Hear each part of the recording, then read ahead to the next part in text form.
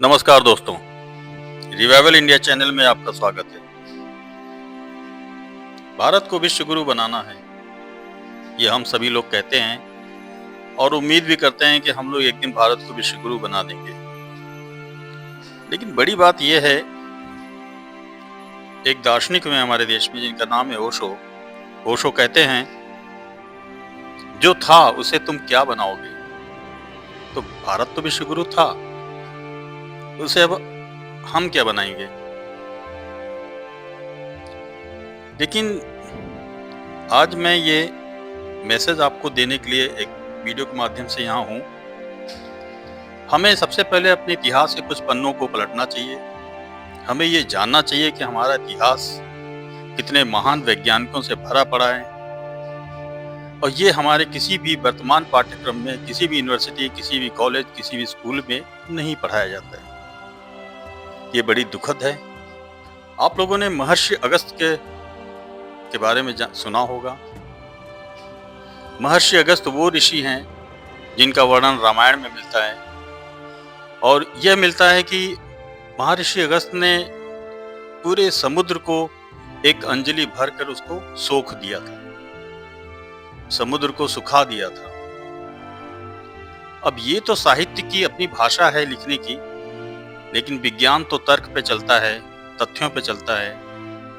और हमारे देश में इतनी खूबसूरती है, एक तरफ साहित्य चल रहा है, दूसरी तरफ विज्ञान भी चल रहा है।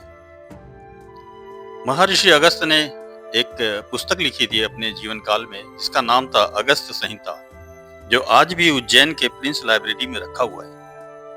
कोई भी जाके उसका आसानी से एक्सेस कर सकता है, पढ़ सकता है। हम लोगों को पढ़ाया गया है बिजली की खोज किसने की।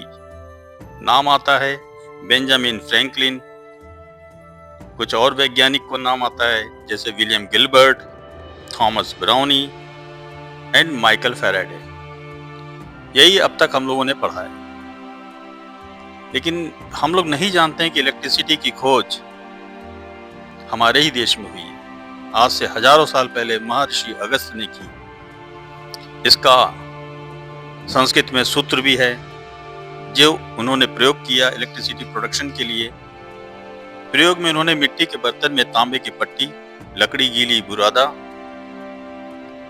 पारा मतलब मरकरी और जिंक के, इन सब का प्रयोग करके इलेक्ट्रिसिटी को प्रोडक्शन किया। इलेक्ट्रोलिसिस का पहला कॉन्सेप्ट तो यहीं से आता है।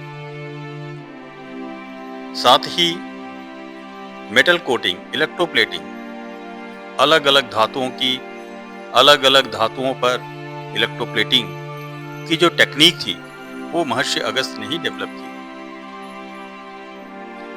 विश्व का पहला इलेक्ट्रिक बैटरी भी उन्हीं की पुस्तक में मिलता है, अर्थात उसकी भी डिस्कवरी महर्षि अगस्त ने की। बहुत सारी गैसेस का प्रोडक्शन भी इलेक्ट्रोलिसिस के थ्रू किया।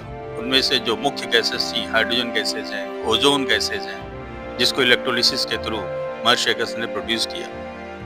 इसका मतलब इतनी केमिस्ट्री का डेवलपमेंट आज से हजारों साल पहले हमारे देश में हुआ था।